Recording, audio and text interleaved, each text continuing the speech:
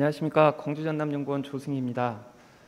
코로나 이후와 그리고 점점 현실화되어지고 있는 기후 위기에 대해서 우리 지역이 어떻게 대응할지에 대해서 함께 생각해 보도록 하겠습니다. 발표 순서는 일단 감염병과 기후 환경 간에 어떠한 관계가 있는지에서 말씀을 드리고요. 그다음에 코로나 이전과 이후 우리 지역은 어떻게 기후 환경 파트에서 어떻게 변했는지, 그리고 그린 뉴딜을 포함한 국내외 동향을 말씀드린 후에 우리 지역에서는 포스트 코로나와 기후 위기에 어떻게 대응할지에 대해 말씀드리도록 하겠습니다. 인류의 역사는 전염병의 역사라고 해도 과언이 아닙니다. 최초의 인류 전염병인 천연두를 포함해서 흑사병 등이 이어졌고요. 그리고 1900년대 이후에 코비드 19를 포함하여서 총 5번의 팬데믹이 발표가 된 적이 있습니다. 최근에 발생하는 이런 전염병들은 사람과 동물 사이에 상호 전파가 가능한 인수 공통 감염병이란 특징이 있습니다. 쥐나 벼룩에서 옮겨지는 패스트, 그리고 박쥐에서 발병된 코로나 바이러스 등이 그 종류라고 할 수 있겠습니다. 이러한 그 인수 공통 감염병의 경우 기후 변화 가속화나 환경 피해에 의해서 확산이 되고 있습니다. 예를 들어서 여러 가지 기후 환경 리스크에 의해서 서식지를 잃게 된 생물들이 인간이 거주하는 곳으로 이동을 하게 됩니다. 그 과정에서 인간과 접촉하게 되고요. 그리고 기후가 온도가 따뜻해지면서 질병 매개체인 모기가 서식하기에 적합한 환경이 조성됩니다. 그래서 이런 개체들이 늘어나서 전염병이 늘어나기도 합니다. 하지만 이러한 감염병이 발병할수록 환경은 좀 더 좋아지는 그런 아이러니한 상황이 연출되고 있습니다. 그 일례로 코로나19 발생 이전과 이후의 나사에서 찍은 인공위성 사진을 보면은 중국의 대기질 농도가 상당히 개선됨을 확인할 수 있습니다. 그리고 올해 1사분기에 중국의 석탄 소비량이 4분의 1이 줄었다는 그런 뉴욕타임즈 보도도 있었습니다. 하지만 이러한 기후 위기에 따른 전염병 확산은 앞으로도 지속될 것으로 보여집니다. 왜냐하면은 이게 기후가 따뜻해짐으로써 빙하들이 녹아내리면서 그 속에 있는 미지의 바이러스들이 용출되어서 인간이나 동물에게 큰 피해가 있을 것으로 생각되어지고 있습니다. 다보스 포럼에서는 이러한 기후 위기가 세계 경제에 큰 영향을 끼치고 있다고 진단을 하고 있는데요. 일단 2020년 기준으로 봤을 때 발생 가능성 상위 5개 중에서 5개가 기후와 관련한 지표이고요. 영향력 측면에서는 5개 중에 4개가 기후와 관련한 지표입니다. 이쪽에 좌측 상단에 있는 것이 코로나와 같은 감염병이겠고요. 그다음에 우측 상단에 있는 것이 기후 관련 요소입니다. 이러한 것들이 실질적으로 일어났을 때 코로나에 비해서 기후 위기는 더 큰 영향력을 끼칠 것으로 전문가들은 내다보고 있습니다. 어찌됐든 코로나로 인해서 우리 사회는 전반적으로 바뀌어야 할 텐데요. 이런 전환의 과정에서 그 과거의 방식으로 회귀하느냐 또는 탈탄소와 같은 저탄소 미래지향적인 방향으로 가느냐에 따라서 우리 지역의 미래가 달라질 수 있을 것으로 보여집니다. 그러면 코로나 이전과 이후에 우리 지역의 기후 환경 측면에서 어떻게 변화되었는지 한번 살펴보도록 하겠습니다. 많은 전문가들이 올해의 온실가스 배출량은 작년 대비 8% 정도 줄어들 것으로 전망을 하고 있습니다.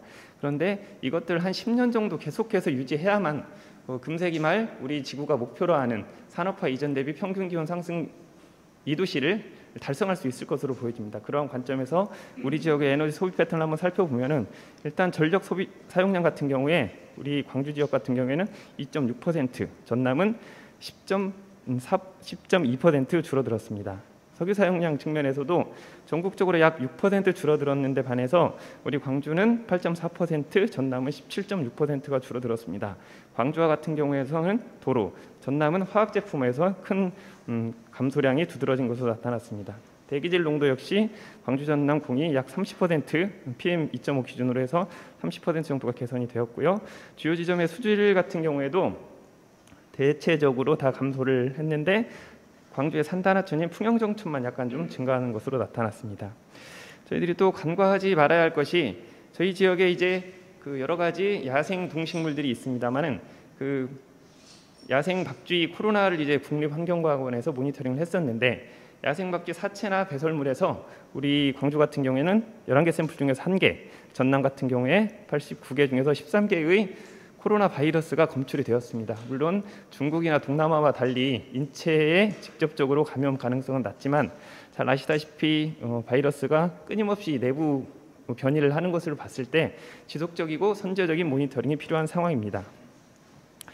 이러한 기후 위기 상황들을 토대로 국내외적으로 상당히 이제 빠르게 움직이고 있습니다. 녹색 전환을 위해서. 일단 우리나라에서는 그린 뉴딜과 관련한 기본법 또는 특별법이 현재 국회 차원에서 논의되어지고 있고요. 그다음에 앞에서 광주와 전남에서 이제 사례를 말씀드렸던 대로 올해 7월에 이제 한국판 뉴딜 종합계획의 핵심 축의 하나로 그린 뉴딜이 발표되었습니다. 주요 내용은 자료로 가름하겠고요.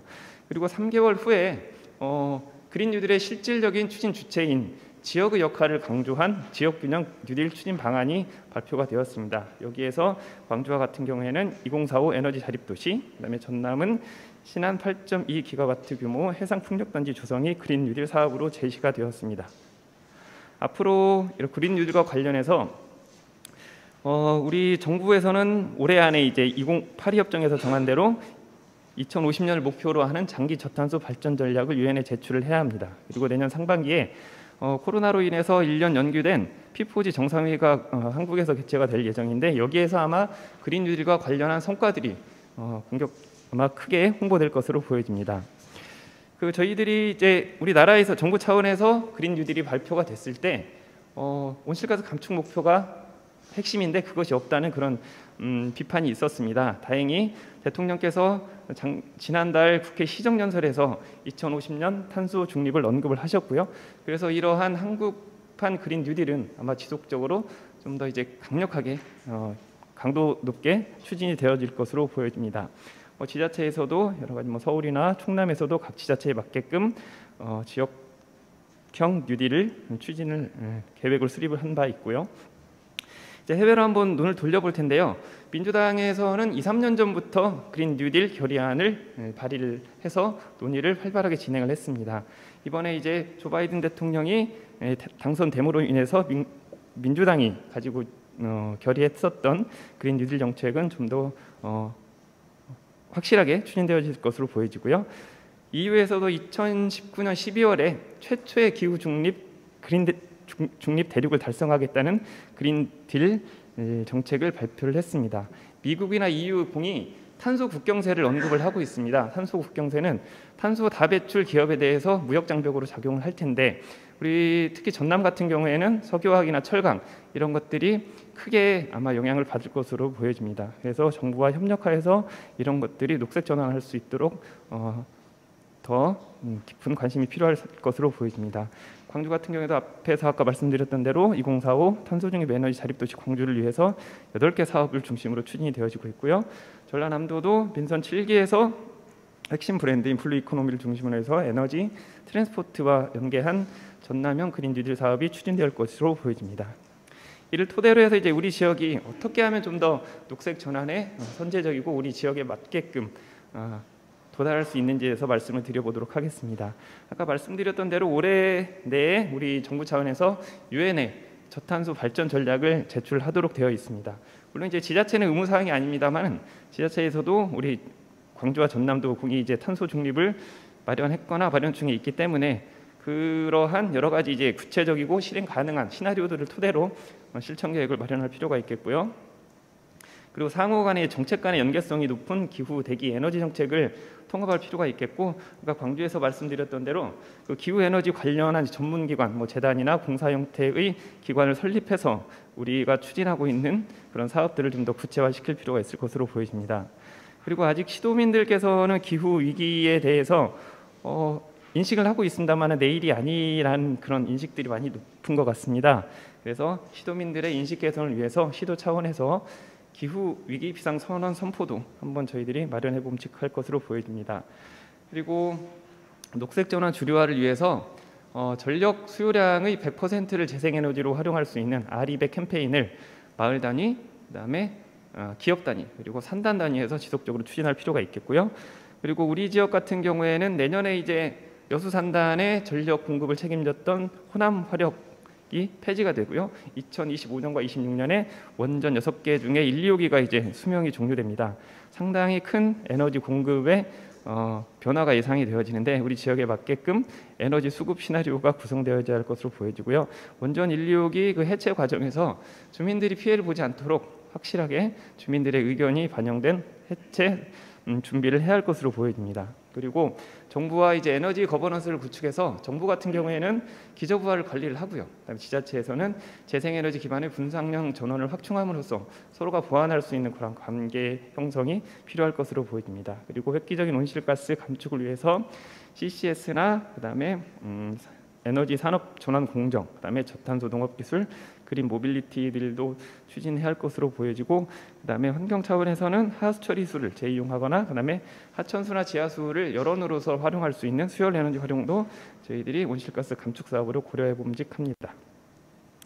그리고 이러한 이제 기후 변화 영향으로 인해서 이런 것들이 이제 피해를 최소화하기 위한 그런 전략들도 필요할 텐데, 일단 도심 속의 생태 공간을 지속적으로 확충을 해서 생태벨트를 조성할 필요가 있겠고요.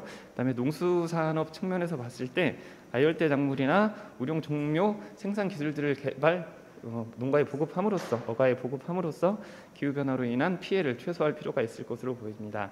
마지막으로 아까도 지속적으로 말씀을 드렸습니다만은 그 동물 유래 감염병에 대한 지역 차원의 그런 전략도 필요할 것으로 보여집니다. 그를 위해서는 일단 야생 동물을 지속적으로 추적하고 관리할 수 있는 시스템이 구축되어져야 할 것으로 보여지고요. 그다음에 생태계를 중심으로 사람과 동물, 동물과 환경 간에 어떠한 영향들이 있는지 그러한 것들을 종합적으로 판단한 다차원적인 원헬스 전략을 마련해서 필요할 것으로 원헬스 전략 마련을 필요할 것으로 보여집니다.